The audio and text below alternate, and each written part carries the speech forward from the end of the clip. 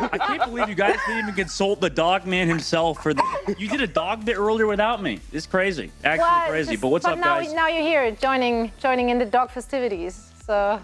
You're right. Yeah. No, I actually did. I had that on standby. I probably shouldn't have, but his dog days are over for now. At least myself, Dustin, joined by. See, I know that this bit probably has lasted for a bit too long, but you know what hasn't is the game coming up ahead. Moxie, obviously, all of our lovely talent have decided against the London Spitfire. Do you agree with that? Do you think that the London Spitfire don't really have a good shot at beating the Defiant today? So I think the problem for London, the desk did touch on it, is the fact that they are sort of locked into this Reinhardt composition. We've seen Hardy swap. I will say he's been getting a lot better at actually moving away from the Reinhardt in the past couple of series that they've played. He's gone towards things like the Winston and the Diva, but their best composition is always going to be that Rein. And we've seen it work on Ilios the last time that they played up against Titans. They did run that Symmetra, the Mei, alongside it. And a large part of actually why it was able to work was the backline. Admiral on Coliseo was doing such a good job of being able to just play perimeter checks, make sure that no one could actually contest that Reinhardt and get close enough to punish that Brawl composition when it likes to play.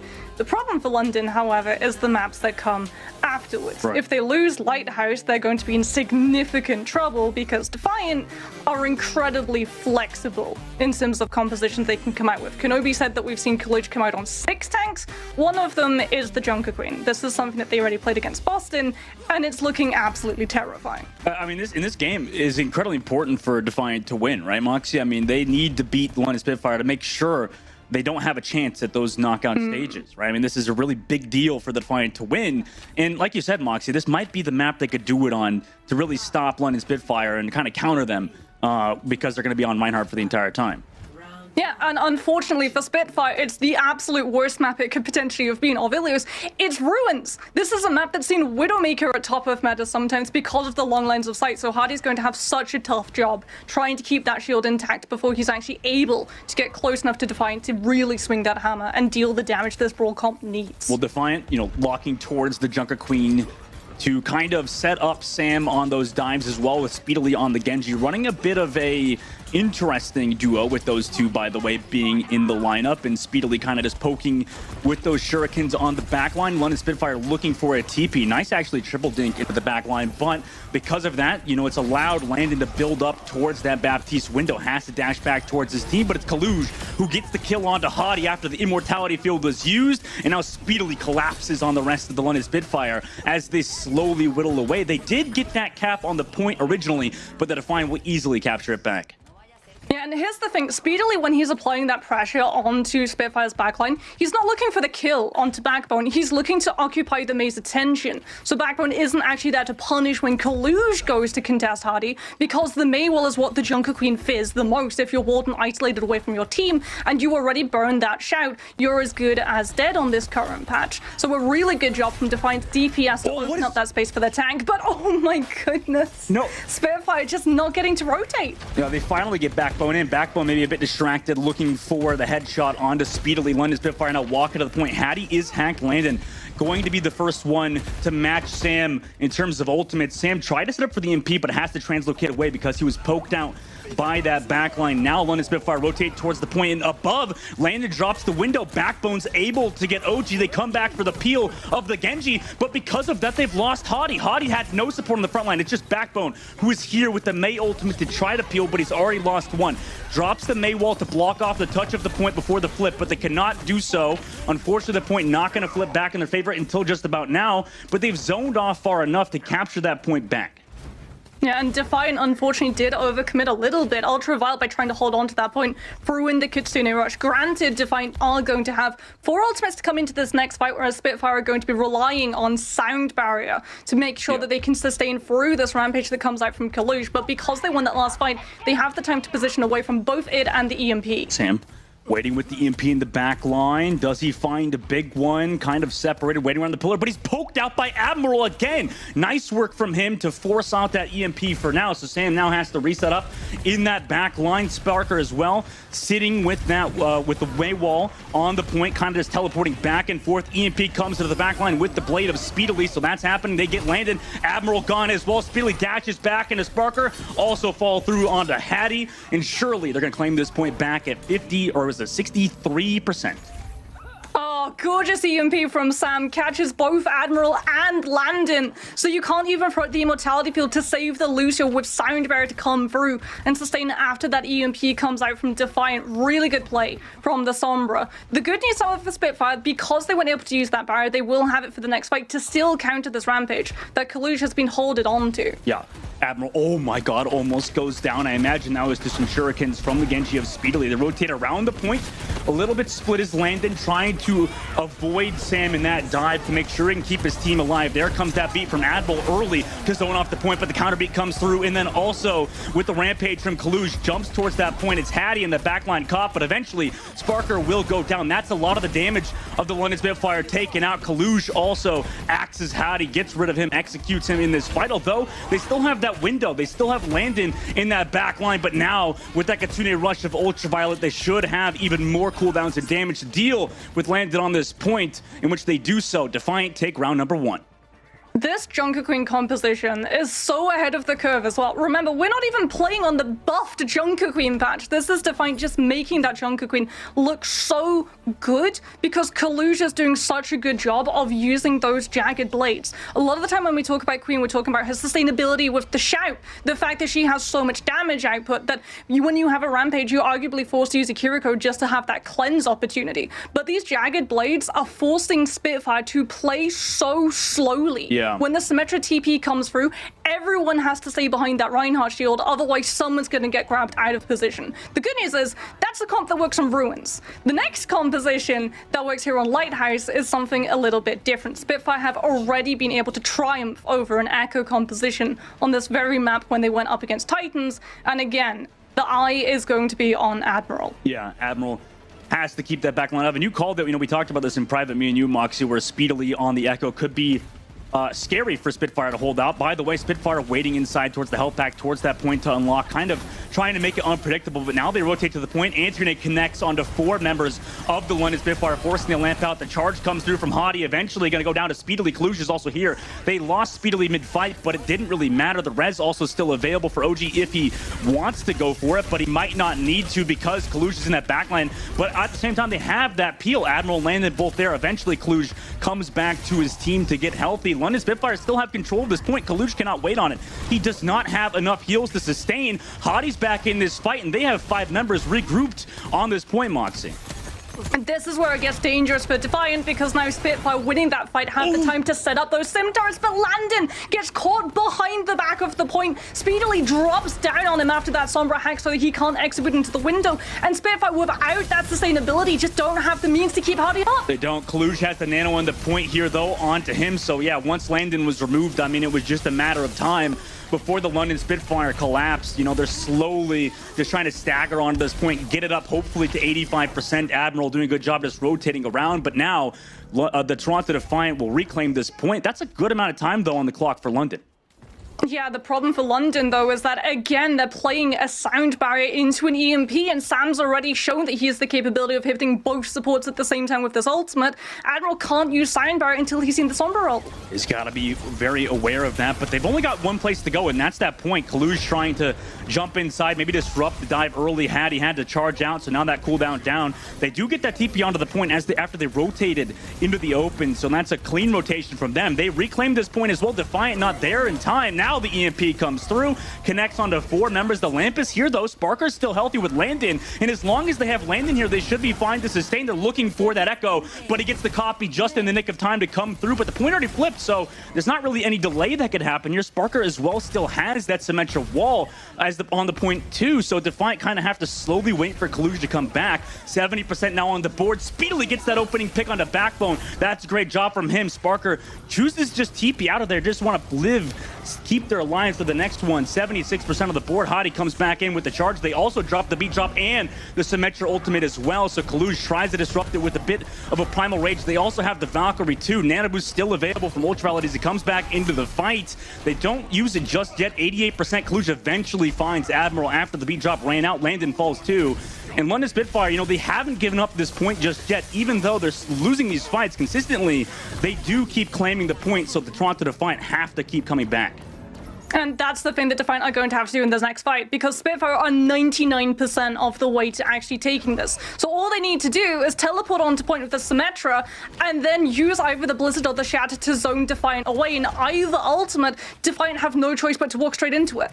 They're coming back into the point. Ultraviolet does have Nano ready to go. You know, Sparker can't really deal with the Echo. They come to the open. This seems to be the play, just to go into the open, then teleport to the point. Hattie walking around the point. May ultimate here as well to lock down Kaluj. Goes for the charge as well, but he gets slept last second. It keeps him alive kind of, though, towards the point. Hattie rotates back. Overtime now taking down because the Spitfire have reclaimed the point. They still have the Baptiste window as well. No ultimates yet for Defiant. The solo shatter lands on the Kaluj, and they actually have the damage to follow through, but it's speedily Defiant Sparker too, so that's a lot of the damage gone. The copy as speedily comes through to the point. EMP as well from Sam. Do they find the kills with it? Landon is gone. Speedily out of the copy is removed, but OG has the rag direct on Kaluj. Hadi goes incredibly low in the corner. Eventually falls. Surely Backbone will as well. But London Spitfire reclaimed this point, and they're making this hell for Toronto at the moment. Well, Defiant are going to be in the 7th circle in this next fight because Sam had to use EMP to actually guarantee that pick onto Spitfire's backline, which means Admiral gets a free sound barrier. Defiant have a nano-boosted Winston, which means Kaluj isn't going to be able to use the Primal, but Sparker gets picked by Kaluj before Spitfire can rotate, and that means that burning time that they cannot afford to give over to Defiant. The longer we're in poke phase, the longer Speedly has to be able to build this next ultimate up. Yeah, London Spitfire this fight need to keep Sparker alive. That's going to be their win condition in the next fight. They're surely going to just go into the open, get that TP off, but now both support ultimates up. Kaluj will have that Primal as well to deal with Admiral after the beat runs out. Gets the beat drop off on top of the May wall towards the point. Here's that Nano boost. It's also layered onto a Primal Rage, so surely they wanted to use those ults a bit later. Speedily does get the lamp out from Landon. Hadi goes incredibly low, but has those heals from Landon in the corner. Kaluj also gets down, or speedily goes down in that fight. Kaluj as well, and London Spitfire are closing in on the Toronto Defiant at the moment. The EMP comes through, but he's taken out immediately as Sam, and now they drop the Symmetra wall. Surely they have nobody else to touch as well. Overtime slowly whittling away. Is there anybody else here to touch? There is not, and now we're going to that round number 3, Moxie. That's 2 amps coming through from Landon that immediately turned the fight in Spitfire's favor. The second in overtime, the first one EMP hits and Admiral goes down, beat in hand. This Baptiste is on absolute fire, but unfortunately for Spitfire, they're not out of the woods just yet. There's a reason that Reinhardt has never been hard meta on Ilios, and a big part of it is right what you're seeing right now. That if Kaluj can grab someone away from Spitfire's composition with a Jagged Blade and send them reeling, Spitfire are going to be going back to spawn with a tail between their legs. Yeah, I mean on Well in particular, this is going to be kind of challenging for Spitfire because, you know, on Lighthouse, you have that inside angle, you have the inside point, which is kind of like cage side here on Well. That's what the Reinhardt comp does incredibly well. But, you know, on this one, like you said, they're going to be in the open. It's going to be hard to deal with that pit in the middle, and then also with the fact that Toronto Defiant are running the composition they did on round 1, which was that Junker Queen. The wall. Wait! No! Oh my God, Kaluj! What a Jagged Blade on the Backbone to pull him into the pit, but he gets taken out by the Spitfire who just ran at him. Maybe Kaluj feeling a bit overconfident, but Landon does eventually fall. So does Sparker. So even though they lost Kaluj, his impact was made. And now, you know, Moxie, they have the Lucio, they have the Jagged Blades. This is definitely terrifying for the London Spitfire. Yeah, the second Backbone is gone. The floodgates open for Defiant. The May is what's stopping them from walking forward, and we're going to get to see it in replay. Oh my goodness, the Reinhardt shield gone. The Jagged Blade comes through! Hey. Kaluj goes fishing, and he catches an absolute stunner of a May. Backbone is not going to be happy with that. And Speedly, by the way, first fight, almost up to a pulse bomb. This is really problematic for Spitfire because Landon's going to have to use Immortality Field early. Yeah, Landon's going to have to pay attention to where Speedily is, maybe poke him out as well, force that recall early before he has to use the lamp. Ultraviolet takes a Hanzo shot to the dome. Kaluj as well, so nice shots from Sparker on the Hanzo to force that backline out of there, and Sparker now has to deal with the trace. The recall also out of there. Kalush still being poked down. They really want to focus him out of this fight, considering he's going to be a big proponent, but Sparker, nice shot onto OG. Opened things up for the London Spitfire. Backbone goes incredibly low, but the swap to Hanzo has kind of made things a little bit easier for London Spitfire as they work towards the point. Pulse Bomb does connect onto that Hanzo, but it's countered by the lamp. However, now's that Kitsune rush and Kalush to find Backbone, but it's Landon and Hadi. Landon again to find Ultraviolet 2. They come back into this point with an amplification matrix, and slowly but surely the London Spitfire have captured this point. Yeah, it's London and Hadi who are able to turn that around, because even though Speedily forced Immortality Field out early by getting that Pulse Bomb on Sparker, Sam actually goes down to the Fire Strike coming through from the Reinhardt, so he isn't able to EMP and punish Spitfire from already having used that utility and allowing Defiant to turn the tide. We still have to deal, however, with the EMP in this next one, and it's going to be down to Sparker and that Sonic to figure where the Sombra is. Sam waiting towards the cage side, notices the rotates all the way in the main. He has to follow Landon in this fight, sitting with that EMP. Landon spotted him out. He's still waiting with the EMP. It connects actually onto 3 members. Hadi tries to counter with the Shatter, but, you know, he's already lost Sparker and Admiral. You know, all of your damage is basically gone. However, Backbone still picks off Ultraviolet. They want to touch this point after knowing they still have a chance here. You know, not a lot of damage into the backline of Landon, but eventually Backbone goes down. Hadi will choose the delay. They actually commit the beat drop. Admiral's here also. Sparker is coming back, has that Dragon Strike. They do have that point still under the control, and it's Defiant who have to wait and regroup for this fight with those 3 ultimates. Yeah, Spitfire playing really good positions at the moment, making sure that Clutch can't just rampage down main because he'll get booped into the pit by the Lucio, but the second that he's able to move into the front line, that's where it becomes problematic. That's a 4-person rampage! Yeah, connect onto both Sparker, Hadi, and Admiral, but the Mei ultimate from Backbone could have stopped everything. Hadi goes low, eventually will fall, but it's Sparker to find one. Backbone does get booped, almost goes into the well yet again, but Sparker kind of been the main factor for the London Spitfire getting these kills over and over again. He's gotten a 3K in this fight, 85% on the board, and Defiant have no ultimates. Yeah, remember, Hanzo has one-shot potential, and Defiant are having to play around that line of sight accordingly. They can't go straight for the throat, and that's allowing Spitfire time to be able to stall this percentage out even more. Kalush finally now off the Junker Queen onto the Winston as Defiant bend the knee and go dive. Yeah, that might be the play. That might be good for Toronto Defiant. The hack comes through onto Sparker. The Tracer so speedily trying to pressure out the backline, but as long as Sparker's hitting shots, it should be fine, although the nano boost from Kalush, it's pretty effective. They find Admiral early on. No more Lucio after they tried to Maywall him off. Unfortunately, could not escape. Overtime is slowly dwindling. Hadi goes for the charge across the map onto Ultraviolet. Does he get him off the map? He does. What a charge from Hadi. Eventually, Sam does find Sparker speedily there on Landon. They tried to go for the hero pin, but unfortunately, it won't give him this team fight win. They'll have to try to win in the next. Defiant actually doing a very good job as well of winning that fight for very little low ultimate cost. A lot of the time when we're in overtime pushes, the team that's on the back end have to throw ultimates in to be able to actually feel confident enough to turn that fight around. But Defiant know that not just winning that fight is a win condition, they have to win the fights that come afterwards too. So they hit it on 3 ultimates that Spitfire still have to deal with. Rotating from that top angle, Hadi comes with the rest of his team looking towards the cage side of the point, waiting with Landon in the back line. Sam is lurking with the EMP over the top. You know, he's kind of deciding, does he want to EMP on the high ground or the low? He's seeing if Kalush is in position for that dive, but he's going to wait for them to drop through main. It's Hadi who has to touch the point, kind of like baiting the rest of Toronto Defiant to dive in, but nobody is choosing to do so. It's a bit of a stalemate at the moment. Sam waits in the back. EMP connects, but is the follow-up there from Kalush? Indeed it is. Both Sparker and Admiral fall, then drops the Primal Rage. Pulse Bomb is also there, and nobody else is here now for the London Spitfire. They got removed on the dive, and Toronto Defiant will take map number 1. It's an ever so slight adaptation that comes through from Defiant that actually allows them to win that fight with an EMP, because this time they follow up with a Primal Rage. So when Spitfire try to recover from the EMP hit, around Landon's Amp Matrix, no one's in position because the Winston is just juggling all of them away. Yeah, I mean, that was just so clean from Kalush and that dive. I mean, you called it. Sam onto the Sombra might be that pick that Toronto Defiant kind of can have some success with. Obviously, round number 1 went their way, and it was a solid composition with that Junker Queen. But to make those adjustments and swap to that Winston, like you said, Moxie, that might have been the correct play the entire time.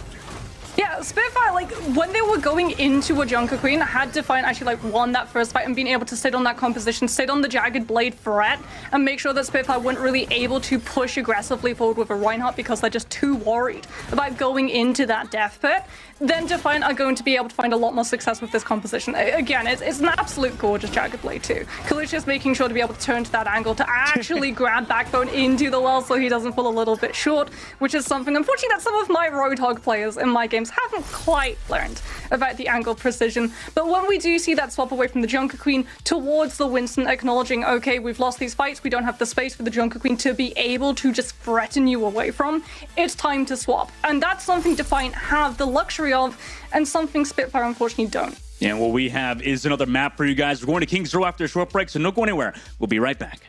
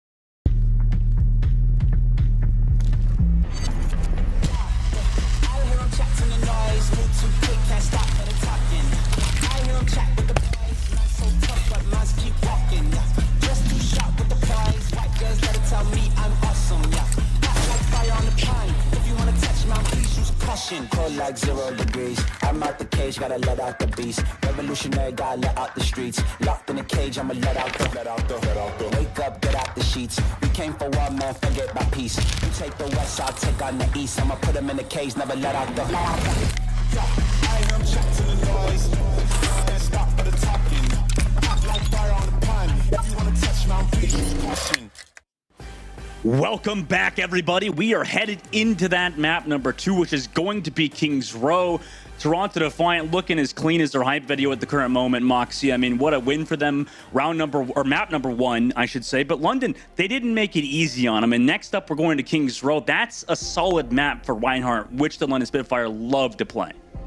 Yeah, I feel, however, though, that London, again, are going to be at a significant disadvantage just because of where the meta has brought us. In the past, when we would see Reinhardt mirrors on this map, absolutely, I would give advantage to London. I'm not going to bet against Chatty. I've seen him on the Reinhardt last year, and he was absolutely dominating. The problem is this isn't last year, Dustin. This is 2023. And Reinhardt does feel a little bit like his latest skin. He is incredibly cardboard-like in this meta against something like a Winston dive. I'm glad you said it. Yeah, I think they've definitely been crumpling. It seems to be like Toronto Defiant just kind of, throw some water on them and they just fall over. But, for the London Spitfire now, Moxie, is this correct? Is Hottie going to be on the Winton? On the monkey? This is a Winton summoning circle. It feels like that we are seeing the summoning of the hardy Winton, and it's again nice to see from Spitfire that they've acknowledged, okay, Reinhardt may have been meta here before, but at the moment he's just not as good as Winston. Yeah. So they're going to be going for defensive dive, even though some would say that Hardy's Reinhardt is his strongest tank. Yeah, I mean things are changing, times are changing. Obviously, compositions. In this state, London Spitfire opt to maybe have Backbone set up on that Sombra, ready to hack potentially with the dives of Hattie. I could see it working out. Both teams kind of feeling each other out. Kalush and Sam already taking some interesting positions. Kalush jumping on top of the clock tower there, was speedily looking for somebody to dive. London Spitfire, meanwhile, have that Lucio Carrico, so they're going to be the ones to actually want to go first onto Sam, but he's hit with the grenade. Landon also went a bit too aggressive, already used the Suzu and teleport, so because of that, Sam's able to get that kill. Nice shot from him, and now they're down one member. London Spitfire go even further, but Sam, nice shots from him. 4K, pretty much off the back of Sam's fantastic Hanzo shots. Toronto Defiant will claim this first point. Yeah, I'm a big fan of defensive Winston. What I'm not a big fan of is defensive Kiriko Lucio Winston. A lot of the time we see teams pick the Ana. In fact, you can actually see Defiant running that anti-dive composition, the Ana to big up Kalush's health as well as use that nano boost, but OG to play a little bit like a bouncer if Backbone or Sparker try and go after the more vulnerable target. Spitfire, however, go full aggression, and unfortunately they pay the toll of Sam hitting 4 headshots. Yeah, Sam, nice shots, and also, shout out to Ultraviolet for, and like you said, OG for peeling for that original dive. Now comes Hadi onto the front. The hack came through onto Kalush, but unfortunately tanks in Overwatch do have a bit too much HP to kill after a hack, although maybe that forces them off the high ground, sets up Ultraviolet back over, distant away from the London Spitfire, forcing this dive to be as difficult as possible. Backbone's waiting with the hack ready to go, but he's detected by a Sonic Arrow, so they know the Sombra's waiting right here. But it's Sam yet again, finds Landon early pick, and now they have to translocate out of there as Backbone, and now they're missing both Admiral and him, and London Spitfire are now going to have to continually back up as Defiant, and Sam in particular, has been playing well. So here's the problem for Spitfire at the moment. They don't have clear initiation. Backbone is meant to be the one making that space with the Sombra coming through from the hacks, but he's having to contest not just Sam's Sonics, but OG with this Brigida spy checking as well, and we're seeing it in action right here. Backbone is supposed to be making that first move, making Defiant turn around and have to peel for this backline, but it's just not happening. He's only going to hit his first EMP, and we're about to hit B. Yeah, London Spitfire are not able to kind of find their pacing at the moment is the way I would describe it. Sparker now also being poked out by Speedily. Speedily wants that duel on the back. The point almost towards that checkpoint. Ultimate advantage still on the side of the Toronto Defiant. They're kind of waiting. Also, Sam waiting with the Hanzo shots. EMP comes through. Howdy with the Primal Rage to try to zone something out, but no kills just yet for the London Spitfire. They've not been able to find value out of that. Now the Hanzo strike comes through. Also, Translocator down towards that backside. Beat drop and the continued rush are both here. But what was that, like a 5-man stun from OG with the rally? That was insane to stop London Spitfire's push. Now they have no more ultimates. Yet again, another stun from OG. They're still on this point, but with the Brigitte and the rest of Toronto Defiant's peel, that should enable Sam, in which he gets Admiral and the checkpoint. Toronto Defiant, they're snowballing right now. Yeah, and again, Spitfire, they just don't have the means of initiation that they're looking for. The game plan just continues to be derailed by Defiant, this time off of a nano boost. Ultraviolet doesn't get hit by Backbone's EMP and gives the nano to the Brigida. And as a result, Spitfire have to just play passively until that rally is online for OG. And like you said, he hits essentially a mini shatter.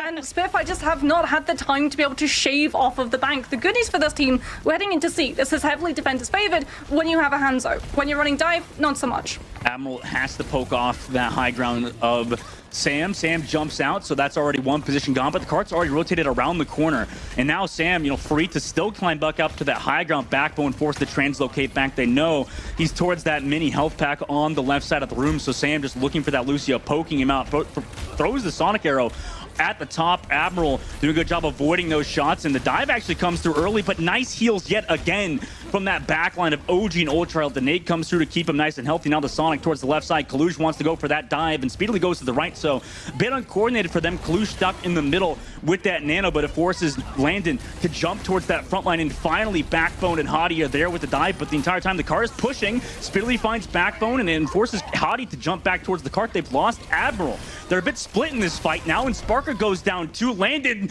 clutches everything back for the London Spitfire. Some fantastic kunai. Also drops the Suzu on himself. Kalush eventually finds him, but now Kalush is going to have to wait for his team, and finally London Spitfire hold. Dustin, you want to know how dominant Defiant's push up until this point was? How dominant? The first death literally was on point C from the entirety of the team. Jeez. OG was the first death that Defiant suffered from. That long? That's insane. Yep. How are they, okay, their back line doing a great job, keeping everybody alive, and also the dives have been smooth, but now they're coming into an EMP, and Landon's there with the kunai. So finally, they're kind of finding the hold, and, maybe this third point is what they needed to stop Defiant in that snowball. It's nice. That's slick, too. It's definitely what Spitfire needed. What Spitfire needs is a time management watch at the moment, because they are going to be playing down to the absolute wire. 2 minutes and 23 seconds for Defiant to just board up ultimates. Ultraviolet over halfway to the next nano boost as well to send Kalush into this backline, disrupting Spitfire's cohesion so they don't find that first early pick. This is dangerous waters for Spitfire.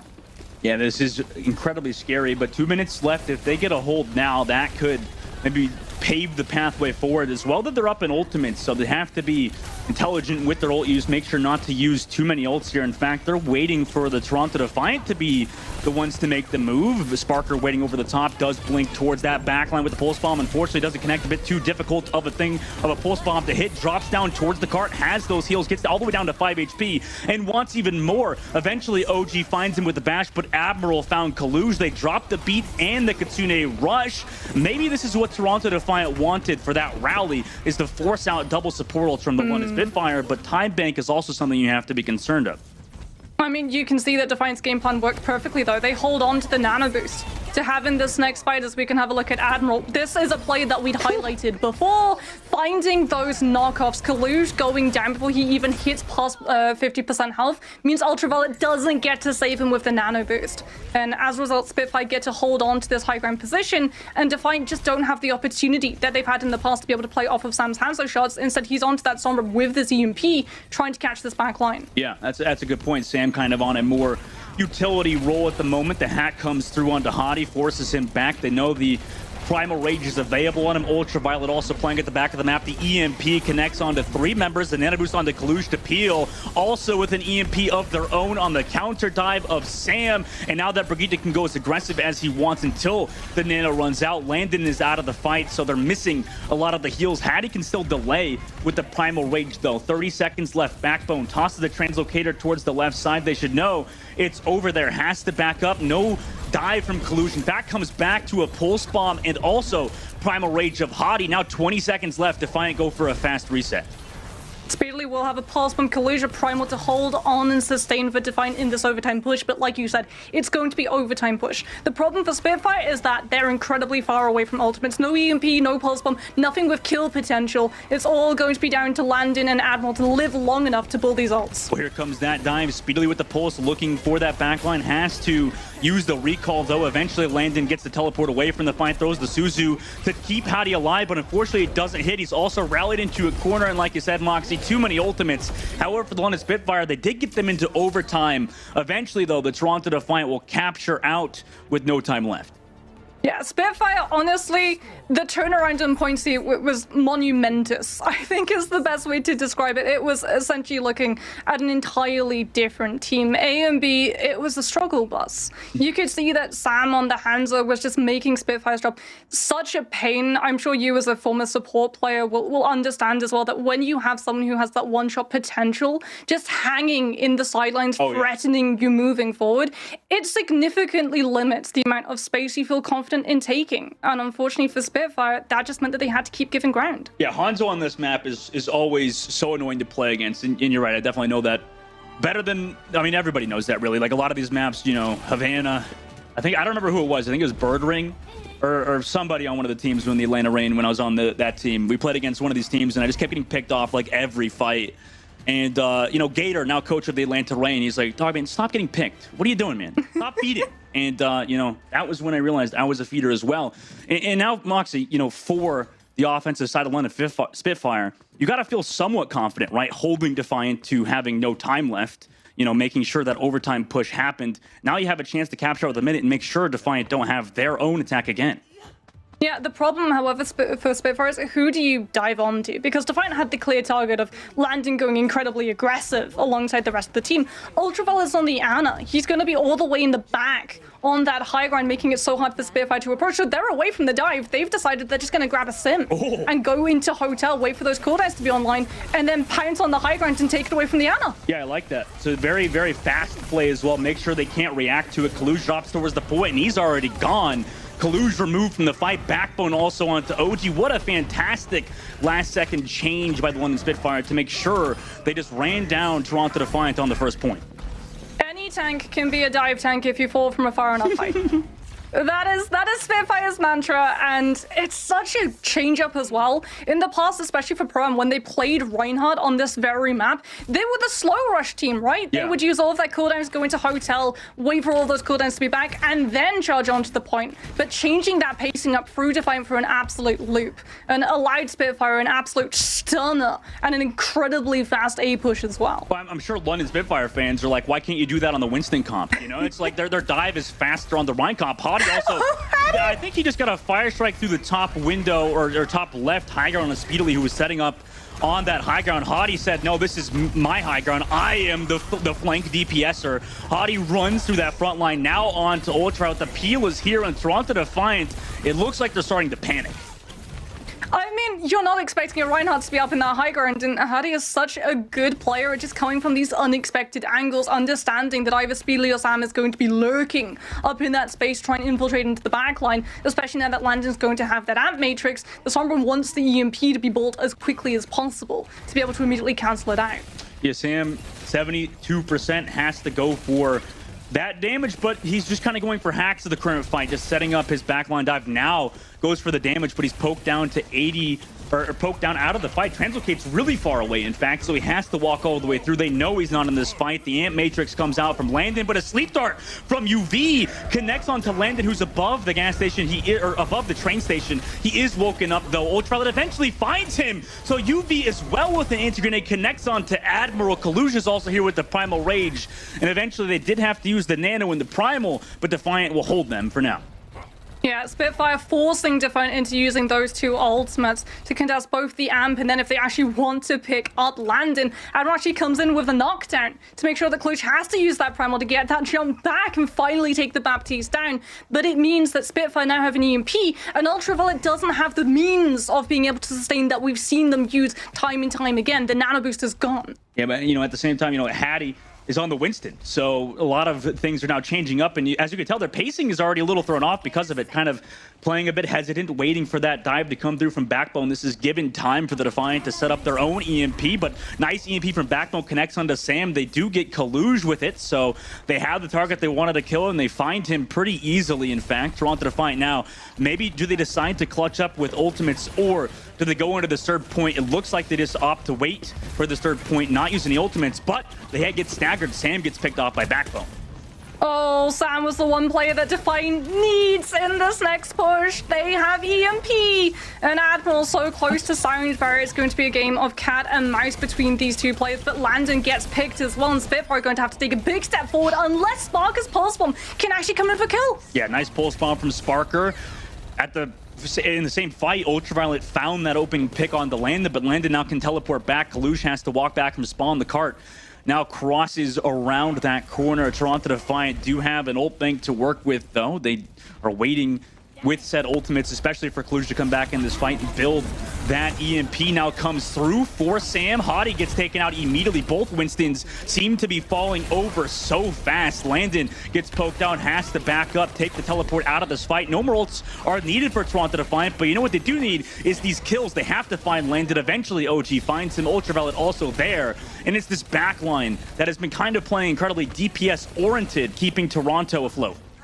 Oh, it's almost cruel that the EMP doesn't connect onto Admiral because he actually uses Sound Barrier trying to save Hardy, but Hardy just gets absolutely evaporated. Like you said, these Winstons are disappearing in the blink of an eye. It's such a good magic trick, and it just comes down to really good target focus from Defiant's side. Again, Kalush got hacked by Backbone. Everybody shoots him. I mean, both Winstons kind of in a rough spot, like you said earlier, but Hottie also has built that Primal Rage. Kitsune Rush now available for Landon. Dive comes through. Hottie goes towards that spawn to try to spawn trap them, but Kalush has the Primal to get out. Also, Kitsune Rush is committed now towards the point. Beat drop from OG to counter it, and Hottie has to use the Primal Rage to stop that damage from taking him out. Now Nano comes through onto Kalush, Speedily and Sam. Both fall incredibly low. Hottie, nice kill from him onto Speedily, juggled him away. Now the EMP comes through from Backbone, but he gets the counter hack onto him as well. Kalush goes incredibly low, falls. He's gone as well, and the London Spitfire have captured the point with 2 minutes and 46 seconds, making sure the Toronto Defiant will not have an attack. Moxie, this is scary for the Toronto Defiant now. The question is, how well is London Spitfire's party trick going to work when the sides swap? Because Defiant, they have very, very much a very big time bank and a very big mountain ahead of them. The Spitfire, they get one shot at being able to run this Reinhardt symmetric composition, and then because they still have 2 minutes and 46 seconds, they still have enough time to actually be able to swap up composition and rebuild ultimates. And, you know, not to be that guy, Moxie, but it seems like, you know, I have so much respect for Kalush and Hottie, but this does seem to be a game of which Winston feeds the most. You know, it just seemed like... So I don't think to call it feeding, I think, is a little bit unfair, because a lot of target focus comes down to why these Winstons are going to go down. This is, by the way, when Hardy takes down Speedily. What? The trace. What is that timing, man? Jesus. Charge into Fire Strike. Hardy rolls a nat 20 on stealth and then a nat 20 on the dex check, as it is going to be Spitfire having that crack at a Reinhardt composition the first time around, and then if all else fails, going back to dive. Well, now London Spitfire going back to the bread and butter, which is that Symmetra TP play that they did earlier. Also, we've seen a lot of teams, specifically in you know, in APAC, play a lot of this compositions with Dreamer and his team playing that teleport kind of play style, but they throw the teleport to the high ground as a kind of bait. Langdon is answering it on the low ground. Doesn't have to use the lamp for himself just yet. In fact, just kind of peels back speedily with Admiral, and now with him removed, everybody is still healthy for London Spitfire on the point. All Sparker has to do is play on the point, pressure down Collusion. Now he falls over yet again. 2 minutes and 8 seconds left. It doesn't seem like they needed any of that time bank. London Spitfire will equalize the series 1-1. I mean, 2 minutes 46 seconds when you only need one tick and you've got a Reinhardt specialist at your beck and call. Point A is an absolute cakewalk for a Rhine composition. It's if you go to streets and see that it gets harder. Oof. By the way, Moxie, you see Kalush is just downing that red drink, whatever that is, that massive container. You know, he's probably going to have to finish that if he wants a chance on the next maps. But like we said before this one, Moxie, you know, London Spitfire on King's Row, this was a very good map for them, and they did come out on top eventually. I mean, they needed it. They needed that safety cushion, right? Because the next map we go to is not Reinhardt favored in the slightest. It's Havana, and that's where Sigma reigns supreme. Yeah, Sigma's going to be a very, very strong hero on the next map. Kalush in particular has been able to really do a lot on those off-tank heroes. Obviously on Winston, like I said, I have so much respect for Kalush, you know, having to make those swaps. I don't think I could ever do that, making the swaps over from off-tank to Winston. We have a lot of, you know, DPS players like Dante who have, you know, made those changes as well. It's not exactly easy, especially since all of these players have just been locking Winston for so many years. And in Havana, like you said, that's going to be scary now for the London Spitfire. For Defiant, they got to feel decent about it. And especially on King's Row, since things were, you know, not as easy for them, maybe a bit more open map will be in their favor. Yeah, I mean, they're just going to be happy that we're away from Reinhardt for a little bit. I'm sure Ultraviolet definitely is going to want to take a break from seeing some Reinhardt in comp. Yeah, I would hope so. And for Havana in particular, I would not be surprised to see even some Widow on both sides, but we'll have to see after a short break what they decide to do on Havana.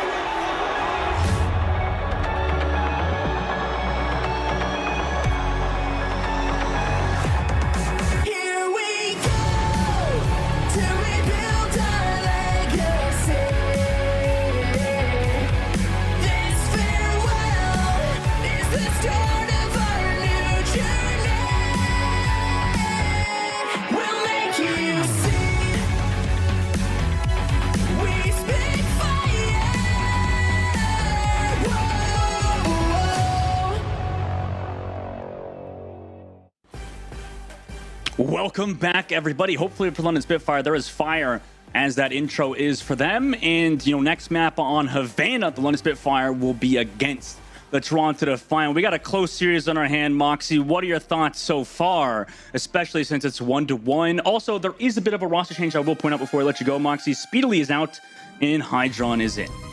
I mean, are we surprised that the hitscan specialist is coming in on a hitscan specialist map? Because we talked about Havana. We've said why the meta has developed as it has for Havana so many times, right? The sightlines, the high ground control. This is where things like the Sigma, the Widowmaker, the Cassidy, the Hanzo, sometimes even an Ashe as well, if you want to play displacement composition a la Hollywood point A defense, where you use the coach gun, so if a dive comes through up into the high ground, you can immediately shove them back down. The problem for Spitfire is that they have Hardy, who is going to continue to try and push towards this Reinhardt composition.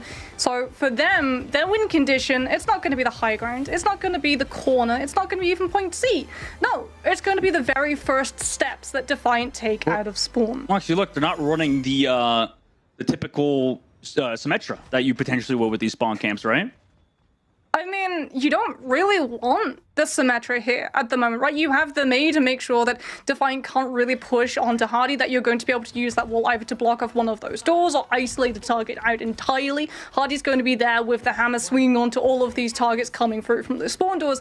Sparker is there to make sure that Defiant don't pull any shenanigans with the Sonic and catch someone coming out of a side room. Yeah, I mean, that's a fair point, especially for how good Sparker, you know, is and has been on the Hanzo. I could see it working out. Already wall comes out from Backbone towards that point. Collusion them try to rotate towards it early to maybe get that point in the opposite side. Immortality Field has to be used to keep Collusion healthy. I actually don't know if they needed to use the Immortality Field there, but they do indeed use that cooldown while Landon holds on to his. Eventually that Immortality Field is gone. Now counter Immortality Field comes out. Collusion goes incredibly low. They'd have no Immortality Field this time to save him. Hadi goes low, but does he have the heals? Both tanks kind of being a bit separated from the backline, but it's Sparker to eventually find Sam. Landon also connects onto Ultraviolet, and those are the kills you need to make up for Hadi being gone.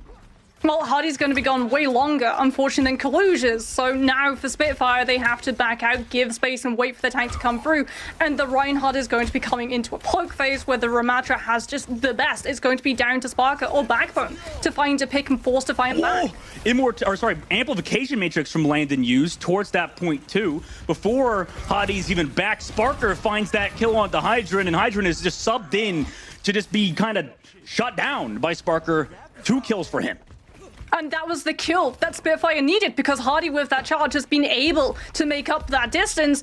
And we're right back at the beginning of this map, and Defiant are right back at the exact same problem. They have ultimates, however, to try and brute force through this time. And they got to walk through. Dragon Strike commences into the backline. Immortality Field surely going to be used. Ultraviolet actually drops that Amplification Matrix. No Immortality Field there either. Looking for that pick off is Sparker. No kill just yet. Also now Kaluge drops the ultimate. Mei wall. Does it actually stop the Mei ultimate from getting through? It does not. So the Blizzard still makes it to the Mei wall, allowing Sparker to find Kaluge. And now everybody at Toronto Defiant are separated. Already 2 minutes off the clock now, and Hydron just got staggered. Oh, Backbone. Such a good Mei wall to actually cordon off Ultraviolet's and the line of sight gone from Kaluge mid-annihilation. So Defiant don't even get to use that ultimate to be able to brute force through Spitfire. We are in a very realistic territory of Defiant not being able to actually push this payload. That would be crazy. I mean, what a turnaround for the London Spitfire so far. See if they can keep it up. Kaluge walks out right side of the car with the rest of his team. Sam still waits with the Mei ult, but he's shattered by Chatty. The beat drop does keep him alive with the Immortality Field, and now drops the Mei ultimate, but it's blocked by a Mei wall from Backbone. The counter beat drop was there from Admiral as Landon's Ant Matrix eventually runs out. There's still, you know, they still have 5 people here. Dragon Strike to zone off Hadi. Do they opt to go for him? It looks like they do, but Hadi just charges through that Dragon Strike. Eventually they find him though. Backbone also falls. Ultraviolet and Sam connect onto 2, but already Moxie, that's 3 minutes off the clock before Defiant stopped the spawn camp.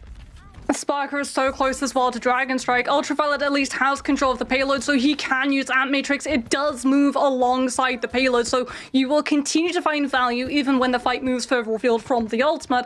The problem, however, is that so much time has been burned off the bank, and Spitfire with this Lucio have the means to recontest before Defiant get more added. And to be fair, these fights aren't as good for the Ryan composition in the open, but these Mei walls from Backbone landing perfectly just to zone off the Ant Matrix. But as long as Hydron's looking for that back line, he could get those pickoffs. Uses the Sonic on the cart. but is not able to find the kill just yet. Kaluj building up towards the ultimate. There we go. Hydrant finds Landon on the backline through the top angle. Also, incoming ultimate from Kaluj running down the rest of the Toronto Defiant, and they clean, or sorry, the London Spitfire, and they clean him up. Now 10 seconds left to go, Moxie. The London Spitfire want another fight here. They could do. Sparker could send that Dragon Strike right from spawn to push Defiant off of that payload and into Backbone's Blizzard. The question is, can Spitfire make it in time? Hardy's going for the charge. They're going to try. 3 meters, 2 meters, they do touch. Hardy touches Dragon Strike here towards the point, but it's a bit too open of a space to find the value out of it. The Mayolt does find value on the Kaluj. They get that kill. Counter Mayolt comes out to Dragon Strike as well from Hydran to zone, and he gets those kills too. Admiral and Landon both gone. No more supports. Ultraviolet just chases down Hadi. Sparker and Backbone eventually will fall too. Defiant, even though they lost Kaluj early, they come back with some clean ult usage. A lot of time, however, burn off of the bank, and even though Spitfire do like to play to this Reinhardt composition, Havana's main boss still waits in the wings. Point C is the hardest part of this map to be able to take, and Spitfire, having had such a successful spawn hold, are going to be feeling incredibly comfortable if they do see Defiant push past B. Yeah, and this may not be, well, you know, for the other side of Toronto Defiant, Hydron maybe need a little bit to warm up in this series since he just got sub back in. Fire Strike window. How often do we see that these days? Finds Ultraviolet early. No Immortality Field in time to save him from that. And Sparker as well. 2 kills for him. Eventually, Admiral falls to Kaluj, but that's a nice team fight win for the London Spitfire, who looks like they're going for the spawn camp? No, they're not. No. Yeah. I was going to say, Spitfire did have the means to, and you could see that sort of indecision there of, do we do it? Do we not do it? Knowing that Ultraviolet has an amp matrix, plus there are 2 doors that Defiant could possibly move through and cut around the back of your composition. So Spitfire, they played to Sparker's strengths instead. High ground, they pull back to, and Defiant have to walk straight into it. I mean, Sparker looking kind of good right now, though. He found that opening pick yet again. And now Toronto Defiant have to back up, although, you know, Hydran still in this fight, could get those kills, so they have to be aware. Hadi knows that, pings him out, makes sure his team is aware to avoid death, and Toronto Defiant now have to regroup yet again for this fight, but London Spitfire have built up some ultimates. Oh, this is a risky rotation, given that Sparker has a Dragon Strike, and Spitfire, they see it coming. Bruh. They just rotate all the way away back to the payload. And Defiant, they've got control of the high ground, but if they actually drop off of it and challenge this payload control, they go into the shadow. And they can't Maywall either, because the cart's blocking off half the Maywall if it tries to come here from Sam at that choke point. So as long as the cart doesn't move, he can't go for the Maywall. Now the amplification matrix is here. Through the cart, shatters Ultraviolet. Sparker finds that kill. Hydran eventually finds one, but the May ultimate connects onto Sam. Does he have the damage? He does. All of that health pool gone. Also charges onto Kaluj, but it's not the kill that goes in his favor. 20 seconds left. Backbone found him, and they even get some stagger kills with the amplification matrix at the last point. Nostalgia, the 1-2 bumper shatter. Reinhardt ultimate behind the payload to disguise where you're bringing the hammer down. Spitfire holding on, like you said, to those ultimates. Defiant about to hit overtime are going to have to use those to be able to keep control of this cart, but Spitfire can just sit back and wait for overtime to burn so low that the Dragon Strike just forces Defiant off. Dragon Strike is there, but it does force the May block from Backbone, so Sam tosses in that May ultimate, but it's Sparker and Admiral who don't even care, it seems like. They just get kills off the back of a nice beat from Admiral, and the London Spitfire are stopping Toronto Defiant at the very beginning of the second point on Havana. That is a very rare hole. Okay, someone needs to give Hardy his crown back, because that is a Chad Hart, if ever I've seen one. Not just the spawn hold, but in that last fight, he actually charges through the Blizzard and picks someone up so they can't actually keep that card contested. Yeah, I mean, that's... He played it so well. I know, you know how they went for that spawn camp, Moxie? I know, or they wanted to go for the spawn camp. I know Hadi's calling for that. Somebody in the Spitfire is trying to stop it from happening. They're like, Hadi, calm down. I know you're Chad, but please just relax a little, right? I mean, we may not have Life Weaver in play, but we have Life Weaver in comms. Sometimes you gotta life grip your tank back. Exactly.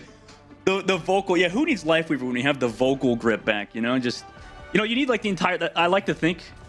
Let's look at the Sparker 3K real quick before we talk about Chatty and maybe reeling him back in. Let's see this. Sparker over the top, you know, can find the Dragon Strike. Then, and what does he do after that? Looks for the back line through the Dragon Strike. I mean, that's so much screen clutter. I don't know how you find that shot, but also with the fall through onto Sam. I mean, he's been playing lights out so far on Havana. I mean, the man had a Sonic ready to go. He doesn't have the time to be able to swap back to a different arrow, so he just lodges the Sonic into Kalush's skull. Since Hattie had actually set it up, Kalush was the player that Hattie had actually charged out of that Blizzard, so the tank is not touching that point. Defiant now this time around, they're gonna try for the spawn hold with, well, you want the Symmetra Reinhardt composition, you're gonna get it, just not from the team that we expected to see. Yeah, exactly. That's interesting that Kalush is gonna be on the Reinhardt now. Maybe think he could take on Hattie in that duel. We'll see if it pans out for the Toronto Defiant. They play around the cart, London Spitfire. You know, I'm sure that they know how to break the composition that they pretty much mirrored on their first attack. They rotate towards the cart. Maywall used it vertically, actually, to separate that back line, but both Maywalls eventually go down in this fight, and Sparker with the off angle with Hattie eventually finds Kalush also onto Hydron, and you know, now in this fight, you don't have that pick-off potential. You called it earlier, Moxie. It seems like the Hanzo is just the pick instead of the Symmetra on first point hold. Well, like you said, Spitfire know exactly what Defiant are going to be using in the playbook because Spitfire literally wrote the script. They go for the Symmetra TP outside of spawn, so Defiant don't get that initial control around those doors, and Spitfire suddenly immediately open up that distance and allow Sparker so much freedom, as Backbone is not letting Defiant take that high ground approach. Like I said, Spitfire know all of the tricks of this composition. Yeah, I mean, this is the problem when you don't develop, you know, a B plan. Your only plan is to go towards that staircase up to the high ground, and, you know, maybe you want to make a pivot to drop towards main and go for a less contested angle, especially since Backbone won't be there. But in this fight, they opt to take it. As Sam goes down, Shatter from Hattie! 2 kills for him. OG does find Landon. Sparker as well is down. So that's a lot of the damage gone. But as long as Hattie's on the front line, maybe he could find something. But the speed boost is here. Hydron also still in this fight. And the London Spitfire slowly lose it. And Hattie tries to go back and regroup. He won't get picked, at least. So he is going to be giving a lot of that support ultimate charge for Landon and Admiral. Backbone coming up to a Blizzard, but Defiant do have the time now to be able to regroup and play around this corner. But Ultraviolet can wait with the Ant Matrix and Kalush, that Fire Strike to go right through it. Yeah, I'd like to see that. Ultraviolet sitting at the back in that little pillar side and waiting with the Ant Matrix. They go towards the left window, used to just kind of keep Kalush alive here as well, but they zoned it out. Maywall used. Eventually, Ultraviolet finds Landon, though, through that doorway. Nice shots from him. Sam also connects on the Backbone. London Spitfire opting to use no ultimates in that fight, but that's a clean ult usage from Toronto Defiant with just the Ant Matrix. Yeah, Ant Matrix gone, and Spitfire do just turn the cheek and allow that fight lost so that Sparker gets to sit on this Dragon Strike, and you can send it either if the Shatter hits from Kalush to be able to peel away the follow-up, or if Sam hits a Blizzard and Backbone isn't able to counter. Let's see if they do that. They send it into the main. The turrets on that left side get poked out by the London Spitfire as they work their way in towards this point. Hattie goes for the charge on the Kalush, knowing he has the Shatter to zone him out of here. Who goes for a charge against the Reinhardt with the Shatter? But eventually, the Mail does freeze Hattie, and the counter charge now comes through, but it's Kalush who loses his life. Sparker finds Hydron as well, and even though Hydron found Hattie, Sparker again finds Ultraviolet with that Ant Matrix over the top. Nobody else here except just OG on the payload. And I don't even know if they get a rig test, even with the teleport here. It looks like they're going to go for it, Moxie. But they're going to be walking into a Dragon Strike. They're going to be relying on this Shatter to be able to set up this contest. But if the Shatter hits, they've got a Dragon Strike to cut the Rhino away. That's already a Mortality Field. And now the Shatter was used by Kalush last second, thinking they had a chance. But, buddy, you didn't have a chance versus Hottie, who connects with his own 3-man Shatter. And that game plan, that call might be the end of the Defiant now, as they have to respawn farthest away as you can be from the point. Can they even touch? Backbone is literally just going to be that. He's body blocking! He's body blocking! Block with the cube! Where is... Oh, can touch! Oh my god, it's beautiful. Just absolutely beautiful from the London Spitfire. Hattie with the Shatter, then the Maywall. You can see all smiles on the London Spitfire side. Moxie, that was fantastic game planning and work from them. As you can see, you may need a bit of a mental reset after that for the Defiant. How is it that we saw a Rhine mirror? Do you know what? If we had the bingo cards in play, I don't think anyone could have seen that coming through. But that, I think, is the problem. Desk said that if Defiant were able to mirror Spitfire and actually win, they could break Spitfire's mental. But the opposite has occurred because Hardy absolutely dominated Defiant all through that map. Yeah. Yeah, that was, Hadi playing well. Also Sparker, it's tough. I think a lot of the highlight plays do go for Hadi, but off camera and even on camera at times, Sparker has been doing great work. And unfortunately for Hydron, maybe it was. Do you think it could be with Hydron, not being warmed up in particular, or was it just overall team play that kind of enabled Sparker to get everything done? Well, again, it comes down to the fact that Spitfire understood this composition, right? They know all of the ins, all of the outs, all of the positions and line of sights that you're going to be looking into trying to control. And you can see it from Landon as well. Whenever he's coming into contest, he's always on a high ground, squirreled away out of sight, so he can just keep healing the team and allow Sparker even full access to an Ant Matrix to be able to win that fight on point A. Ooh, all right, well, Moxie, now we're going to Coliseo, a map where London Spitfire look good. We'll see after a short break who can win Coliseo. We'll be right back.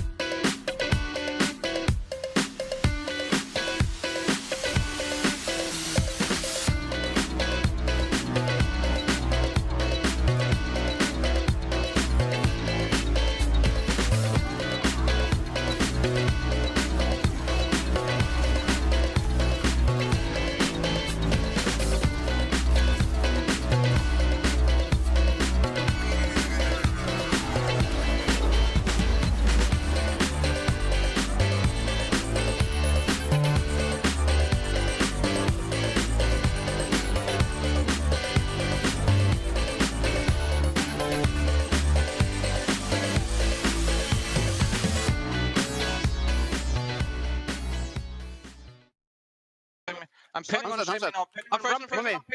I'm pinned. Yeah, ram low. Minor block. Dead. Walkman. Nice hold, guys. I'm back. Nice. Really nice hold. Very smart, methodical plays, guys. Yeah, that's the London Spitfire I know and love. Good communication, good teamwork, and that's really what the London Spitfire, I mean, was that Hadi that said that? I mean, that's just pure London Spitfire right there. That's what we like to see out of this team, to just keep playing this Reinhardt aggressive composition. And obviously it all started off when Chatty's saying, I'm pinning the Ram. And great work from them overall. The king is back, but do you know what? As much as we've talked about Hadi, like you said, there is one player that we have to highlight. He was doing such a good job on the Hanzo, being able to take control of that high ground, as well as finding all of those one-shot potentials. Since everyone is looking at the Reinhardt, Sparker gets an absolute shooting gallery, and when you look at the stats Whoo, that Hanzo cooked. He cooked, and I think that overall, for these Hanzo players, they've really been able to shine recently in the meta. Ever since they've been kind of not playing as much, or a lot of Sombra is kind of being not pushed away from necessarily, but when you run these Mei Hanzo composition, it allows Malifaux to pop off, Sparker to really do as good as he has been, and he's just been playing so good so far, Moxie. Yeah, there are a couple of reasons why Hanzo has risen to prominence in this meta. One of them, like you said, that Sombra, being able to use those Sonics to figure out where the Sombra, even in stealth mode, saves so many of your backline lives time and time again. The second, Amplification Matrix, not for your own Baptiste Amplification Matrix, but having Dragon Strike to be able to send it into the enemy amp a lot of the time immediately devalues it. And the third is that unfortunately, Cassidy had a little bit of a tweak in terms of his health bar, losing that extra 25%, or rather 25, not 25%. That would have been a much bigger Yeah, that would be. Losing that 25, making him a lot easier to be able to kill, given that his mobility compared to that Hanzo is next to none, immediately pushes Hanzo even further up the tier list of DPS at the moment. Yeah, and, neither side looking to make any subs after that previous map. Maybe, Hydran warming up, we can't count him out of him, or we can't count him out just yet, especially since we're moving on to push. Maybe they have something up their sleeve, Moxie. Do you think they attempt to change up the composition in any way versus the London Spitfire, which we kind of know what to expect out of them? So there are two possibilities that I can see Defiant going down. One of them we saw actually on Havana, where they go for the Reinhardt mirror. The second is they retreat back to the Junker Queen, because this is push. And push. Hello, Backbone. Hello, just buddy. making sure that the camera's What working. color are his eyes? Are those blue? You got blue eyes? Oh, okay. Very, very blue. Desk will be happy. Desk appreciate some lovely blue eyes. Rich is celebrating at the moment, knowing somebody else has blue eyes here. But back to analysis, Mox. What were you saying about the what London Spitfire planning on doing, or Defiant? We could indeed see the Junker Queen come back in, right? Coliseo, when it first released, Junker Queen was incredibly prevalent on it. It does benefit the Reinhardt composition, so immediately London going to be feeling super confident, given how well Havana went compared to King's Row. But Defiant, not out of it just yet, I'd say. No, not out of it just yet. They have a good chance on this map, and obviously Coliseo is one of those maps where it feels like teams are starting to be able to come back from the brink. I don't know if you agree with me, Moxie, but it seems like on this map and on push maps, usually we count teams out when they're already down like 100 meters to 30, or that type of advantage. But it seems like teams progressively have gotten better and better at coming back on these maps and really collectively pushing towards the end of them and making sure that it's not just all over as soon as the first round or first fight ends and not in their favor. Yeah, first fight, obviously incredibly important, being able to establish that space as well as decide where the next fight is going to take place, incredibly important. However, like you said, the last fight, equally, if not even more important, considering you really can overtime push a lot of this map if you have the right ultimates to be able to cycle through. Yep. Now, London Spitfire, Moxie, well, we couldn't have predicted it better. They're running the Rhine yet again. Toronto Defiant, though, the Sojourn seems to be a good counter swap for them, especially on Coliseo. Yeah, Hydran going to be there on the Sojourn, like you said, when this map released, when Sojourn was at her prime. She was absolutely terrifying, and she still is walking into those open line of sights, especially if you want to be able to contest that button. As a result, Spitfire just have to take a very long approach. These are such interesting rotations. They come all the way through the door side, but want to rotate back. Maybe a bit of a fake out there, thinking they're going to rotate one way. They actually just come back to where they started. There was time before the robot unlocked. It was a bit of a bait to maybe push them away from the robot itself, but now the London Spitfire is regrouped here. Maybe a bit of mental games with the Defiant. Sam still not healed up. Now gets some heals from his backline. Sleep Dart used from Ultraviolet, can use it aggressively since he doesn't. Oh my god, Sparker, what a shot from him. Just makes me eat my words when I was talking about Ultraviolet. He just shuts down Hydran early with a Hanzo shot from the low ground, and that's exactly what you need from your Hanzo so far. They already have a 20-meter advantage. Oh, and Kaluge is just being battered back by Hattie as well. And for Defiant, if they try and contest this Reinhardt around that corner, they walk into Sparker, who has such a good line of sight. The Sonic comes on through. The anti does hit the Hanzo, forcing him back, but no dive actually comes through, and he survives the full duration. That's just perfect positioning. Get anti-grenade, jump away. The dive not there from Kaluge. The cart's still pushing the entire time, by the way. It's Hattie on that payload pushing it. Hydran has built up the railgun shots, but nobody's peeking his head. In fact, every time he does, he gets hit by either back Backbone's Icicle or Sparker with the arrow. And now they go for the hard dive onto Sparker. The immortality field is there. Nobody's there with the follow-up. And Defiant are in a bit of a sticky situation. They dive with the Collusion with the anti-grenade and Sam, and they don't even come up with a kill. They're down Collusion. They nano boost Hydran on the top side, who drops down, doesn't even have a railgun shot. He's dead. Okay, they are collapsing at the seams right now. Toronto Defiant come back. They do have the EMP. Ultraviolet does pick off onto Landon. Maybe they just want to make things messy. Sparker down, dropped below, has the Dragon Strike. The cart still, or the robot still being pushed the entire time. Now the EMP comes. No immortality field there to save him, but Hattie with the charge onto Kaluge before he could build the Primal Rage, finds him and eventually forces out Sam. The robot's still being pushed the entire time. They still have beat drop. Ant Matrix, they've got all of the ultimates. Sam has used EMP. Hattie just wants to back out. He wants to get the entire team together with Landon. They beat drop, hard engaged back towards that robot. The cart's still not pushing. Kaluge has that Primal Rage ready to go, and OG has a beat drop, but London playing this perfectly. Although they did use the beat drop in this fight, they're going to have to play it slow, but they'll take time off the clock as it stands, playing down under. But how do you break the bunker? Spitfire Sparker takes a lot of damage, but Hardy, he just immediately uses the shatter. He does go down. Finally, Hydron able to come in with a railgun shot from the Sojin, and the Primal Rage is going to be the nail in the coffin. The Spitfires hold around that underground, but so much distance picked up for this team. Defiant having to burn through so many of their ultimates as well. Backbone's still going to be able to have the Blizzard. OG had to use the sound barrier in the last engagement. Yeah. So if Defiant do get caught out by it, it's going to be really brutal. The good news for Defiant, though, is that who is going to get caught by the Blizzard? Kaluge is going to be able to jump out. Hydra's going to be able to power slide. And Sam, if he gets caught by a Blizzard, he's in the worst position for Sombra ever. Yeah, he can maybe avoid the May ultimate, but the robot now under the control, 11 meters back in Toronto's favor. Ultraviolet goes aggressive with the nano onto Kaluge. The Blizzard comes to stop Kaluge's engage. They in fact don't even shoot him because they know there's too much damage reduction there. So the overclock comes through, but it's Sparker's Dragon Strike off the backside as they reclaim that robot, force everybody away from the fight. They have taken full control yet again to set up another angle down below. Although Sparker jumped up, a little caught out there. Sam, good duel from him, but now the robot's still taking some meters. Hattie moves away from the payload, goes for the charge. A bit of an aggressive play for him at the end, but they have reached that checkpoint under Defiant's noses. Yeah, that's exactly what Hattie is going for with the charge. He's disrupting Defiant's recontest, and as a result, like you said, Spitfire are going to have earlier and closer respawns, allowing them to be able to take this next fight. Not what Defiant won with high ground in their control, but right back at the very start of this map where the Reinhardt is at its strongest. Sam now setting up for the EMP on the backside, but they keep seeming to get out-rotated. The EMP comes out, they do get Landon. Nice dive onto him, and also on the front line, Sparker goes low, so looks like they've kind of found the target to die, but Backbone and Admiral get Ultraviolet and Sam, and the robot is being yoinked in the other direction again, but finally, in fact, it seems that Hydran wants to stop the robot from being stolen from them this time. Good fight win for the Toronto Defiant.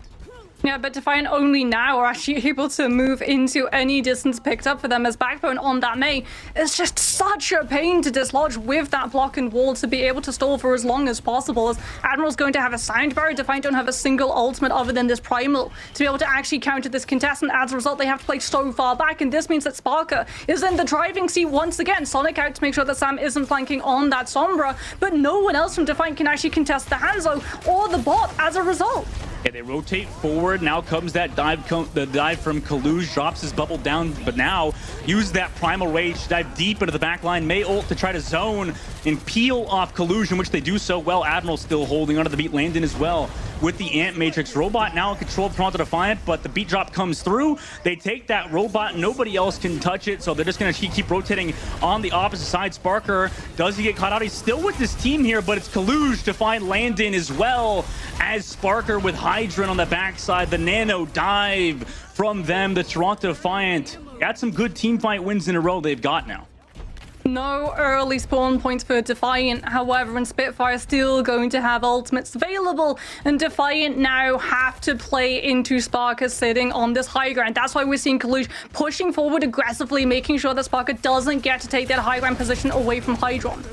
Yeah, it seems like, you know, the early game went in favor of the London Spitfire, but now heading towards that mid to late game, Toronto Defiant kind of slowly working things in their favor. They jump back knowing that London had that Ant Matrix. The hack comes through into Sparker, but the Immortality Field is here just in the nick of time to save him, as well as the railgun shot from Hydran in the overclock. Tries to find something, but it just zones off the backline. The Maywall stops his escape for now, but eventually he'll be able to regroup with his team. Sam still sitting with an EMP in the middle of his team. Dragon Strike now connects on the main, but the EMP is here, although there's no follow-up damage until just now.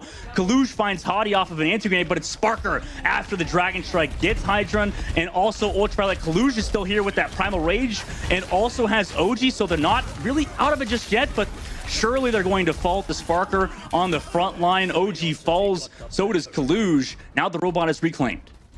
Oh, 2 minutes and 46 seconds. Spitfire getting as well to move back over that middle ground. So they're going to be able to have early respawns in this next fight, as well as Backbone sitting on the Blizzard. Admiral's got a sound where Spitfire want to get aggressive, but it's going to be up to Sparker yet again to limit Defiant's movement. Backbone rotates underneath. This is the angle they held before and did so for about a minute. So let's see if they could do the same thing. They have the Sonic towards the top. No ultimates to really zone off the high ground, but just to kind of zone once Toronto Defiant drop down with the Nano Boost. So now they come with the Nano. Surely Backbone, they use some ults. They don't want to use any ults, in fact. They just lose Sparker immediately. They try to survive with just the Immortality Field, but it looks like they just want to take a soft, a no ultimate used fight and just get that Nano out of Ultraviolet.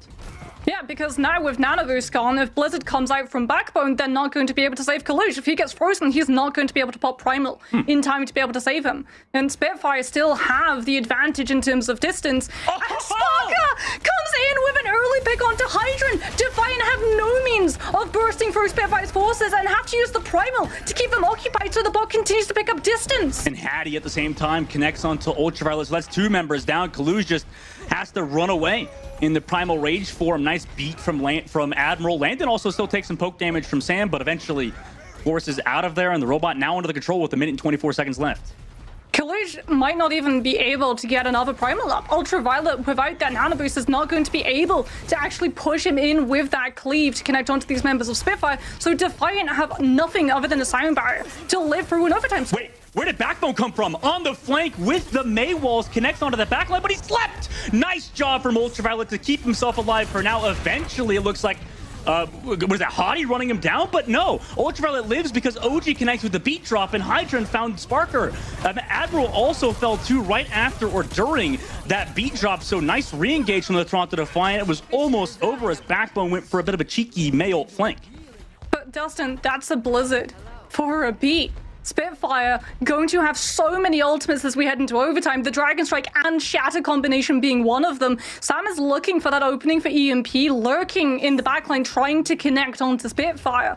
But he's going to be the hopes that Defiant rest on as the Shatter comes through early from Hattie, but gets no one! It doesn't get anyone. The EMP also connects onto that backline. Sparker finds Kaluj. Maybe it was a bit of an intimidation Shatter. That's what they're hoping for, but Hydran with the overclock. This is another one of the win conditions for the Toronto Defiant, is to have this man pop off like he just did, reclaiming this robot. We're going into overtime and last fight territory.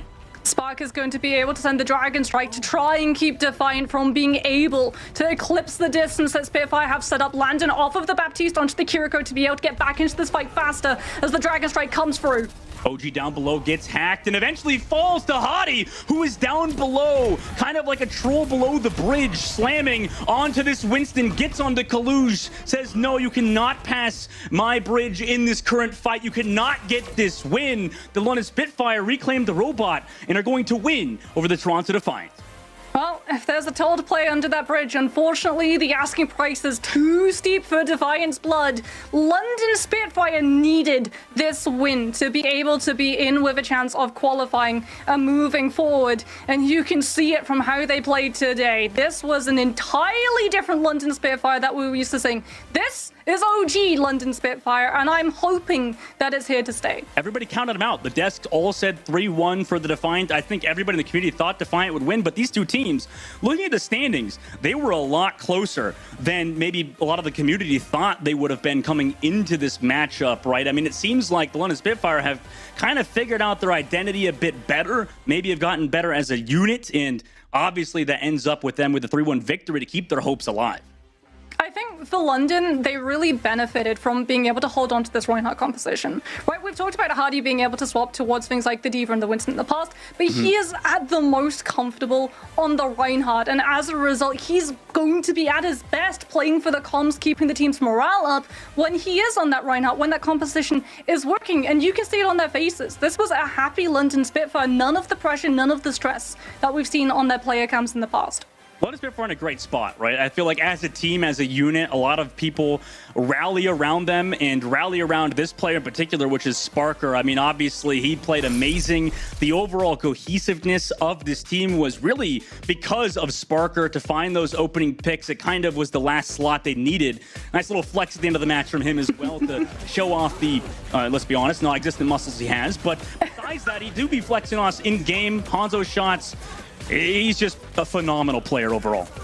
I mean, he is the reason for London Spitfire and Coliseo that for a majority of that match, especially that first fight, Defiant don't get to use Hydra and Sojourn as a win condition because they're so worried about either Ultraviolet or the Ana or Hydron or even Sam stepping out of position and going straight into that one shot because, oh boy, Hanzo is absolutely lethal when he has that space to be able to work with. I like this. I like a lot of these players coming to their own on the Hanzo. So far in the season, obviously, we know Sparker to be a fantastic Hanzo player and, hits game player overall. So, just to be able to pull out the Hanzo, have those standout plays, that's exactly what the London Spitfire need going forward.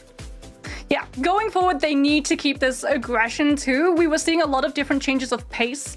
For London, they were used to being a very slow team in Pro-Am, but they were changing things up, and you could see for Defiant, that was causing problems. There were some moments where Defiant wanted to play aggressive, but wouldn't actually go for it because they were unsure whether London would make a move first. Yeah, well, let's see what goes on for the rest of the day, because speaking about being unsure, I'm pretty unsure how the rest of the matches will go. We'll be right back after a short break for the next match.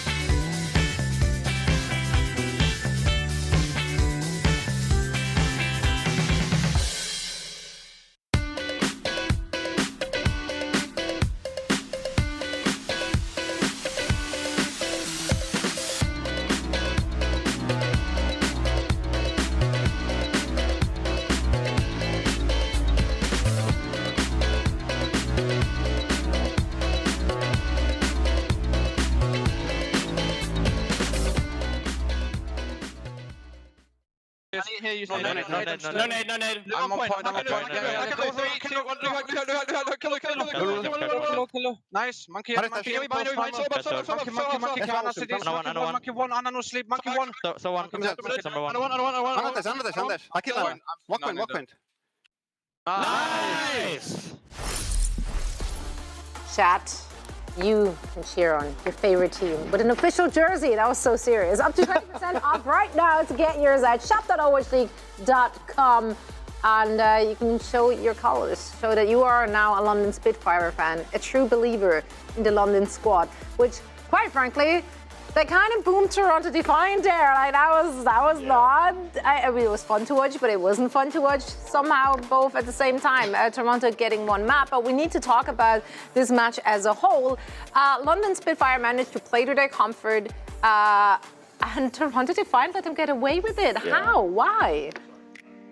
You know, I think this is a match where there were two maps that really surprised me in the series where, you know, first off, I think it was, Havana was a big one for me. I had thought, you know, okay, maybe this team can actually take it in a mirror, like can win the rush mirror, and that was just wrong. I mean, London was an infinitely stronger team there. Toulouse wanted to play Ramatra, it didn't work. On this first map on Ilios, the dives, the Junker Queen comps, they worked, they looked pretty competent. I would say a decent win, like not the most convincing, but they got it done on Ilios. But honestly, that was London's weakest map. From there, they only got stronger. So a great performance from London, but yeah, you have to be worried about Toronto. And I think the other thing about kind of when we're looking into the maps I think that one of the things about them was that they were able to really kind of adapt in the mid set because they were getting rolled at the first part of this King's Row, right? This is about 4.5 minutes that they're getting into that second point with.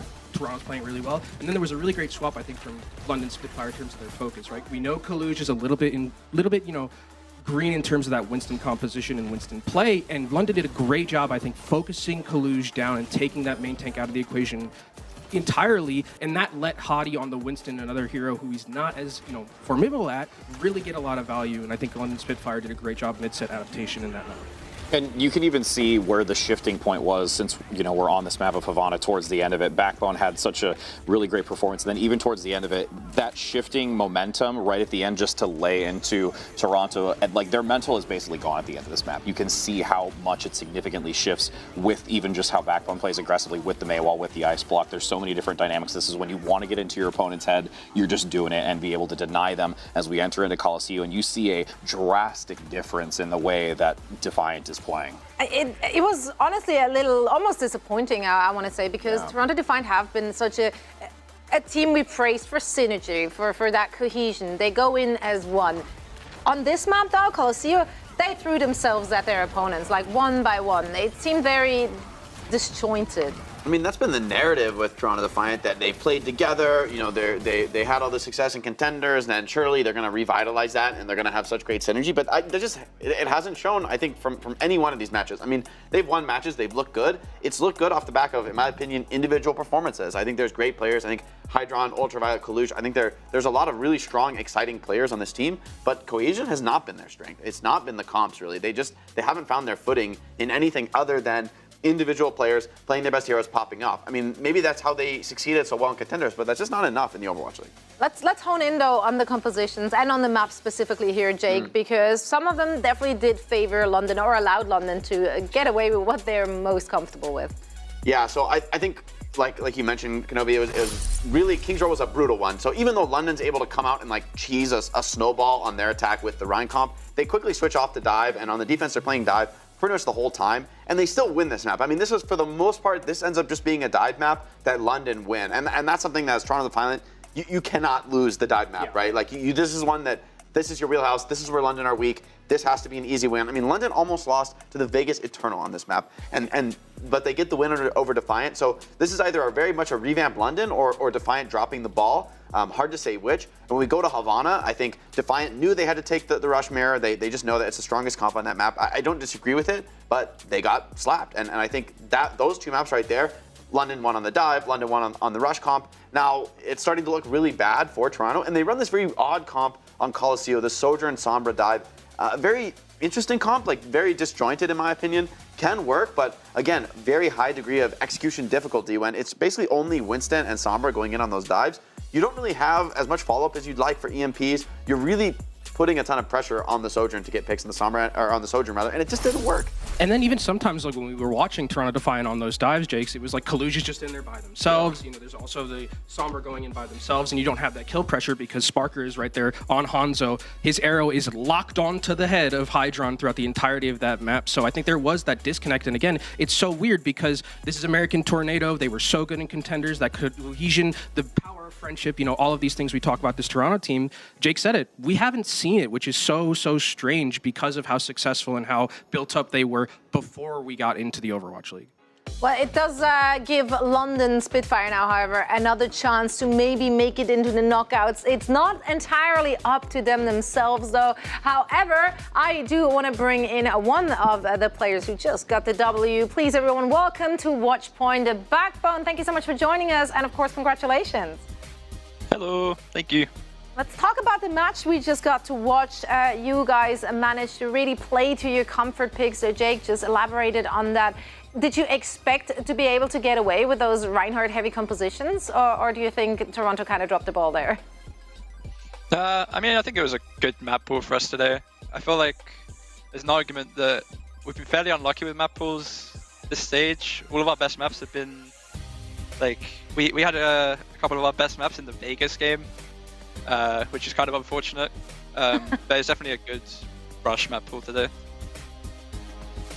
So I guess the question I wanted to ask you is regarding your play on the Mei and the rush comps. I know, you know, for people at home playing Overwatch, a lot of people love playing the rush comps. Really fun to play with your friends and, like, you know, you just kind of group in and run in as a unit. But from your perspective on Mei, I think that's really one of the most complex heroes in the comp. You can kind of do anything. You could play long range, you could run in with the Rhine, you could go for the early wall, the late wall. It's all viable. So I'm just kind of curious on your perspective on Mei in the current meta, Overwatch 2 with only one tank. What are you thinking about when you're playing rush? It depends what you're playing into. Rush v Rush is still basically as similar as it was Overwatch 1, but when you play against all these like different comps, like Queen, like Ram, like Monkey, like Mei suddenly actually becomes different. Like you can't just sit with your tank 24/7. You got to find different styles to play and focus on. You have to flank versus certain things. You have to not die for as long as possible versus others. It's kind of just dependent on comp. Okay, so, you know, it's important to change up your style based on what you're facing and try to adapt to what the enemy's doing. Okay, that makes sense. Thanks. So I gotta know, for you personally, was there a moment that you just felt this shift of weight in that you basically had this series? Because there was that moment even on Havana where you just go in with the ice wall, you ice block, you're just gonna deny them from getting back from contention. Is like that moment, I guarantee you everyone's out there like, I just would hate that feeling being on the opposing side of the wall. Is that moment one of them, or is there a specific time for you that you were just like, we have this? Nah, I tried to not get ahead of thinking that we're going to win. So it's like even after Havana, which went really well, even after King's Row, when we managed to clutch up, I mean, it's just focusing on next match. It's not over till it's over. It's so easy to just throw these maps away. All right. Important mindset to have, I think. Yeah. And last question for you, Backbone. I just want to know what it's like playing, you know, with Hottie. You guys have been playing together for such a long time, but there are still times where Hottie's just charging in, Choddy style. And does your heart like ever skip a beat, or have you kind of like weathered that and you're like, okay, Hottie's gonna do his thing. We're totally fine, not really worried too much, or is there still a little bit of you that gets frightened now and again? Nah, I don't. It's actually the opposite. I like feel calm when I see him. It definitely at the start, it was like, I'd see him pin across the map and I'd be like, what the hell is he doing? And then he just kill half their team. So it's at this point where it's if a fight's going bad and I see him just press shift, it's like, oh, we probably win actually.